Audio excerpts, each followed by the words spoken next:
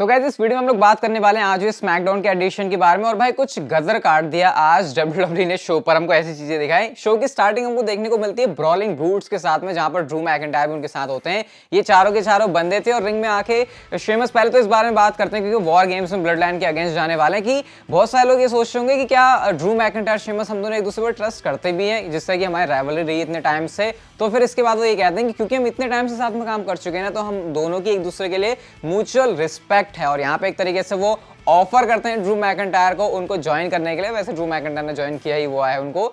इस पर उसी के चैट लग रहे होते हैं, लेकिन उसको वो ब्रूडी में चेंज कर देते हैं, जो कि थोड़ा अजीब सा लगा। लेकिन क्राउड उस पर जो स्टिल चैंट कर रहा था। ड्रू मैकिंटायर भी यहाँ पे कहता है कि मेरे से बढ़िया और कौन जान सकता है कि जब ब्लड लाइन तुम्हारे सामने नंबर्स गेम खेल के चली जाए, तुम एक से निपटते हो, दूसरा आता, दूसरे निपटते हो, तीसरा आता है। ऐसा कह के ड्रू मैकिंटायर शेमस के साथ अपना पूरा सपोर्ट दिखाने की बात कर रहे हैं और वॉर गेम्स में उतरने की बात कर रहे हैं अगेंस्ट द ब्लड लाइन। इसके बाद यहाँ पे जो हॉलैंड है वो भी सर्वाइवर सीरीज की बात करें, कुछ भी कर रहे हैं, लेकिन ज्यादा उनको कुछ बोलने का मौका मिला नहीं क्योंकि ऑनररी ऊस आज वापस आ गए स्मैकडाउन के एपिसोड में। उन्होंने यहाँ पर आके बातें की कि किस तरीके से, वैसे सैमी ज़ेन पर्सनली किसी भी चीज की गारंटी नहीं करते, लेकिन मास्टर स्ट्रैटेजिस्ट वो हैं सैमी ऊसो, उन्होंने अपने आप को कहा दी ऑनररी ऊस का। और वो ये कहते हैं कि वो गारंटी करते हैं कि सर्वाइवर सीरीज के अंदर ब्लड लाइन ही मैच में विक्ट्री लेने वाली है। मतलब बहुत ज्यादा कॉन्फिडेंट है। अब इस बात पर सुनते हैं शेमस और वो कहते हैं जब भाई तुझे पता चलेगा ना कि 5वां मेंबर कौन है तो तेरी हालत खराब हो जाएगी। सैमी ज़ेन ये भी कहते हैं कि बुश तेरे से तो मैं अभी निपट ही लूंगा क्योंकि अभी हमारा मैच होने वाला है वर्ल्ड कप के अंदर। तो इस तरीके से ओपनिंग के अंदर ही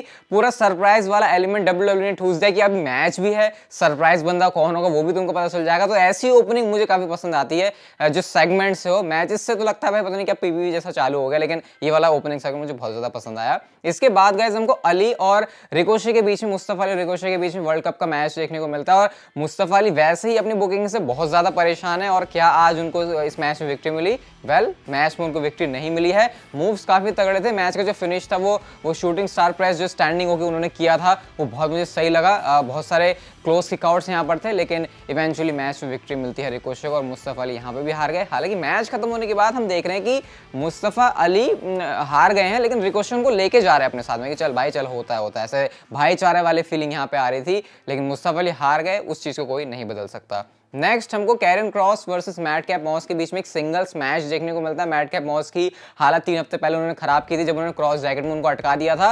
अब एमा यहाँ पर कुछ सपोर्ट करने वाली बात बैक स्टेज से कर रही होती है, लेकिन रिंग के अंदर ऐसा कुछ नहीं होता क्योंकि एमा यहाँ पर थी ही नहीं। क्रॉस जैकेट लगा के एक बार फिर से कैरन क्रॉस ने हरा दिया मैडकैप मॉस को। लेकिन मैच खत्म होने के बाद एमा आ रही है और वो उनको देख रही है। कोई लव स्टोरी, लव एंगल वाली स्टोरी लाइन डेफिनेटली यहाँ पर मुझे नजर आ रही है एमा और मैडकैप के बीच में। और अगर मैडकैप और कैरन क्रॉस की फ्यूड होने वाली है तो फिर एमा शायद एक अच्छा रोल प्ले कर सकती है क्योंकि वहां पर स्कारलेट है। लेकिन फिर वही है भाई, कैरन क्रॉस इतने तगड़े हैं कि मैडकैप का लेवल उनके आसपास होगा नहीं, तो फिर बुकी उनकी काफी रद्दी हो जाएगी। लेकिन हाँ, बैक से एक और सेगमेंट था जहां पे ऊसोस पूछ रहे हैं कैरन क्रॉस से कि भाई क्या तुम तो नहीं ज्वाइन करने वाले 5th मेंबर को। इवन एक बैक स्टेज सेगमेंट भी था जहां पे एक बार फिर से जे ऊसो को हंसा दिया सैमी ज़ेन ने अपनी बातें करके, जबकि वो इतने गुस्से वाले मोड में थे कि ये सैमी ज़ेन ऐसा कैसे कह सकता है कि हम ये गारंटी कैसे कर रहा है। तो सैमी ज़ेन कह रहे भाई क्या हम जीतेंगे? नहीं, हम डेफिनेटली जीतेंगे। जे ऊसो भी कहते हैं। तो इनके बीच में थोड़ा सा कॉन्फ्लिक्ट वगैरह चलता रहता है। लेकिन कैरन क्रॉस ने ये भी कहा कि मैं लोगों के साथ नहीं आऊंगा, मैं तो अकेला आऊंगा और मैं रोमन रेंज के पास से चैंपियनशिप लेके चले जाऊंगा। इतने कॉन्फिडेंस में कहा है ना भाई कैरन क्रॉस ने, जैसे कि ट्रिपल एच ने उनको पेपर पर लिख के दिया हो कि रोमन रेंज को तू ही हराने वाला है। तो ये मुझे कॉन्फिडेंस उनका काफी अच्छा लगा। बैक स्टेज भी जो मूवमेंट्स है वो स्मैकडाउन में वो काफी अच्छी चीजें ऐड कर रहे थे। इसके बाद हमको देखने को मिलता है ब्रे वायट का सेगमेंट और ब्रे वायट आते हैं रिंग के अंदर अपनी पूरी एंट्रेंस करते हुए। सबसे पहले तो ब्रे वायट के प्रोमोज एक लाइन तुम समझते हो तब तक दूसरी ऐसी लोग वो लाइन फेंक देते हैं कि ये समझ में आता है भाई ये सिर्फ ट्वीट्स तक ही सीमित नहीं है। इनके प्रोमोज के अंदर भी जो बात होती है वो बहुत ज़्यादा क्रिप्टिक होती है, किसका लॉजिक सेंस कहाँ बन जाए कुछ समझ में नहीं आता। लेकिन कुल मिला के वो ये कहना चाह रहा था कि वो अपॉलॉजी करना चाहते हैं LA नाइट से। LA नाइट की अगर वो जगह वो होती तो एग्जैक्टली उनको पता होता कि उनको क्या करना है। अब LA नाइट यहाँ पे आते हैं और वो कंफ्यूज हैं काफी ब्रे वायट को देख के कि इस बंदे ने मेरे को ऐसा मारा था लेकिन अभी अपॉलॉजी कर रहा है, लेकिन इसकी आंखों में अपने रिस्पेक्ट देख सकता हूं। लेकिन ये LA नाइट का जाल था क्योंकि जब वो हैंडशेक ऑफर करते हैं ब्रे वायट तो सामने तो आते हैं LA नाइट और ऐसा उन्होंने किया जैसे कि हैंडशेक कर रहे हैं, लेकिन वो थप्पड़ मार के चले जाते हैं। तो पहले तो मुझे लगा थप्पड़ कितना वीक मारा, लगा ही नहीं कोई थप्पड़ है क्योंकि जल्दी मार के चले गए, लेकिन लाल छप गया था ब्रे वायट के गाल के नीचे। तो फिर मान सकते बहुत ही तगड़ा थप्पड़ था क्योंकि वो रेड चीज हो गए थे। ब्रे वायट ने उसने इस थप्पड़ को बहुत अच्छे से सेल किया। वैसे तो देखने में बड़ा लुच्चू पुच्चू सा लग रहा था। अब इसके बाद ब्रे वायट की आंखों में में अचानक से गुस्सा आ जाता है। अब ब्रे वाइट यहाँ पे कहते हैं कि ठीक है, अब चीजें इवन हो गई हैं, तूने मार दिया, मैंने भी मार दिया, और अब यहाँ पर जो डिसीजन लेने वाला है ना, वो तेरी पूरी लाइफ टाइम ऐसे तेरे को अफेक्ट करेगा। और एक बार फिर से ब्रे वाइट हैंडशेक ऑफर करते हैं, लेकिन एक बार फिर से एलन नाइट ने उनको लगा दिया चाटा, और उसके बाद वहां से चले जा रहे हैं। अब ब्रे वाइट की आंखों में जो चीजें देखने को मिल रही थी, जो गुस्सा देखने को मिल रहा था, वो क्लियर था कि एलन नाइट की आज बैंड बजने वाली है। अब होता क्या है, बैक सिस्टम को देखने को मिलता है कि एलन नाइट जो है बिल्डिंग को लीव कर रहे हैं, लेकिन पीछे मास्क में बंदा नजर आ रहा है हमको। और जब कमर्शियल आता है, कमर्शियल जाता है, तो बैक सिस्टम को ये पता चलता है कि धज्जियां उड़ा दी हैं ब्रे वाइट ने एलन नाइट की। जो इतने सारे इक्विपमेंट्स हैं वो एलन नाइट के ऊपर पड़े हुए हैं, और लिटरली एलन नाइट को देख के आप कह सकते हो कि बंदा मर चुका है। कोई मूवमेंट नहीं दिख रही है, कोई कुछ नहीं, जैसे बिल्कुल डेड हो गया बंदा। वो हालत हो गई थी यहाँ पर एलन नाइट की, ब्रे वाइट ने जो उनके साथ चीजें की। तो ब्रे वाइट से उलझना कितनी बड़ी गलती हो सकती है, ना सिर्फ आज एलन नाइट को पता चला, बल्कि बाकी रोस्टर में सारे सुपरस्टार्स को भी। और ये जो हाइप ब्रे वाइट की, मुझे ऐसा लग रहा था कि डल हो रही है। आई थिंक इस वाले सेगमेंट ने काफी कुछ इसकी हेल्प कर दी है कि ब्रे वाइट कह रहे हैं कि वो अपनी गलतियों के लिए जिम्मेदार नहीं होंगे, और आज उन्होंने वो चीज एलन नाइट के साथ करके भी दिखा दी। इसके बाद गाइस हमको शेना बेजलर वर्सेस शॉर्ट्जी ब्लैकहार्ट के बीच में मैच देखने को मिलता है, क्योंकि बैक स्टेज जो है शॉर्ट्जी ब्लैकहार्ट को ठोक दिया था शेना बेजलर ने, उस वजह से मैच था। अब रिंग साइड पर रोंडा राउजी भी थी, तो डिस्ट्रैक्शन वगैरह बहुत ज्यादा उनको परेशान कर रही थी, लेकिन एंड में एक ऐसी डिस्ट्रैक्शन आई शेना बेजलर के लिए कि उसकी वजह से उनको मैच ही कॉस्ट हो गया। रकेल रॉड्रिगेज यहाँ पे आती है, जिसका फायदा उन्होंने उठाया, पीछे से आके रोल करके उन्होंने पिन कर दिया शॉर्ट्जी ने शेना को। और इस तरीके से अब जो मैच है वो आ चुका है शॉर्ट्जी ब्लैकहार्ट की झोली में। तो आज ये जो है विक्ट्री कह सकते हैं इसको, बड़ी रोंडा राउजी को एटलीस्ट चिढ़ाने के लिए। और ये बिल्ड चल रहा है शॉर्ट्जी ब्लैकहार्ट और रोंडा राउजी के मैच के लिए, जो कि होगा एट सर्वाइवर सीरीज। इसके बाद इंपीरियम वर्सेस न्यू डे का मैच होता है, जहां पर न्यू डे को ज्वाइन किया हुआ था ब्रॉन स्ट्रोमैन ने। और ब्रॉन स्ट्रोमैन क्योंकि वर्ल्ड कप के टूर्नामेंट के अंदर चल रहे हैं, तो अगर वो फाइनल्स तक जाते हैं तो फिर गुंथर के साथ उनको इंटरकॉन्टिनेंटल चैंपियनशिप के लिए मैच मिलेगा। तो कहीं ना कहीं उसको भी डब्ल्यूडब्ल्यूई बिल्ड कर रही थी। कुछ मूवमेंट्स हमने देखे, जैसे कि ब्रॉन स्ट्रोमैन के ऊपर वो चॉप लगा रहे, ब्रॉन स्ट्रोमैन को तो कोई फर्क पड़ नहीं रहा जिस तरीके से गुंथर को वो हैंडल कर रहे हैं। हालांकि ऐसा डब्ल्यूडब्ल्यूई ने दिखाया नहीं कि हाँ दोनों में से किसमें ज्यादा स्ट्रेंथ है, फिर कौन अपर हैंड ले सकता है, क्योंकि शायद उस चीज को डब्ल्यूडब्ल्यूई बचा के रख रही होगी इंटरकॉन्टिनेंटल चैंपियनशिप के मैच के लिए, अगर ब्रॉन स्ट्रोमैन लास्ट तक जाते हैं। लेकिन मैच में विनर की बात करें तो अपना फिनिशिंग मूव लगा के न्यू डे ने इस मैच में विक्ट्री ले ली है। गुंथर आने की कोशिश तो करते हैं, लेकिन जब ब्रॉन स्ट्रोमैन आते हैं तो गुंथर उस चीज को देखकर भाग गए। तो ये होता है हील सुपरस्टार के पास अपना टैक्टिक खेलने का, फिर एडवांटेज लेने का मौका। और गाइस शो के मेन इवेंट के अंदर तो बहुत सारी चीजें हुई हैं। बुच और सैमी ज़ेन के बीच होता है वर्ल्ड कप का स्मैकडाउन वर्ल्ड कप के लिए मैच। और हाँ, आज आपको चैनल पर दूसरी वीडियो भी देखने को मिलेगी, तो भाई चिपके रहने चैनल से, बहुत सारी बातें मैं उसमें करने वाला हूँ आप लोगों के लिए। तो बुच और सैमी ज़ेन का मैच था, मैच डेफिनेटली अच्छा था।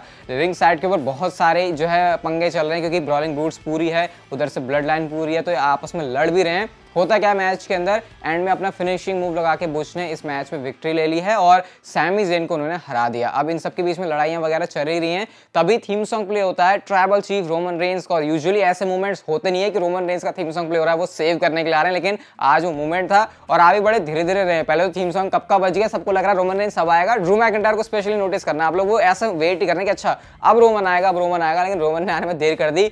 तेज चाल के साथ आ रहे थे रोमन रेंस, वो देख के अलग लग रहा था, क्योंकि यूजुअली उनके एंट्रेंस में काफी टाइम लगता है। सबसे पहले उन्होंने रिंग साइड के ऊपर जो है अपना सुपरमैन पंच और स्पीयर मारा बुच को। उसके बाद वो जब रिंग के अंदर जाते हैं तो ड्रू मैकिंटायर को भी उन्होंने स्पीयर मारा। और उसके बाद हम लोगों ने देखा कि शेमस भी आते हैं, तो शेमस के ऊपर भी वो सुपरमैन पंच तो लगा रहे होते, स्पीयर की तैयारी कर रहे होते हैं। और गाइस तभी ऐसा थीम सॉन्ग प्ले होता है जिस पर क्राउड ने इतना तगड़ा पॉप दिया है कि क्या ही बोलूं मैं। केविन ओवंस आते हैं, और जो चीज़ मैंने आपको कहा था कल वीडियो के अंदर, तो वो चीज़ आज स्मैकडाउन पर होती है। इससे हमको ये पता चल गया कि इंजरी वाला जो सीन है वो कुछ खतरनाक नहीं है केविन ओवंस के साथ में, इसलिए उन्होंने आज वो आए हैं। और केविन ओवंस जैसे रिंग के अंदर आते हैं तो फिर हमको देखने को मिलता है कि ये दोनों आपस में जो है पंचेस एक्सचेंज कर रहे हैं, एक दूसरे के ऊपर थ्रो कर रहे हैं। फिर बीच में जो है प्रॉब्लम्स आती हैं, केविन ओवंस को डिस्ट्रैक्ट करने के लिए सैमी ज़ेन आते हैं पीछे से, उसका फायदा उठाया रोमन रेंस ने और उन्होंने सुपरमैन पंच लगाया।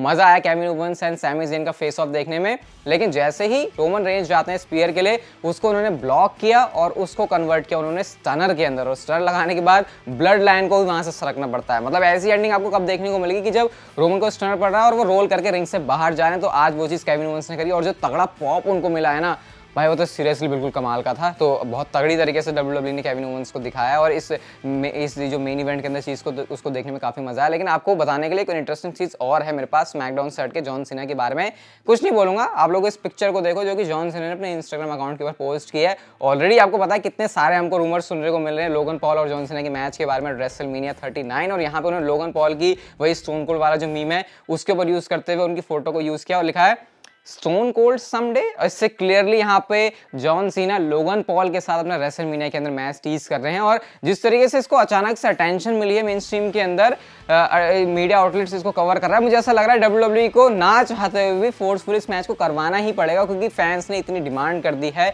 इतनी ज्यादा इसको अट्रैक्शन मिल गई है, अटेंशन मिल गई है फैंस की तरफ से। तो देखते हैं क्या होता है डब्ल्यूडब्ल्यूई का डिसीजन। बाकी आज एक और वीडियो आने वाली है चैनल के ऊपर, तो उसके लिए आप लोग चिपके रहना चैनल से।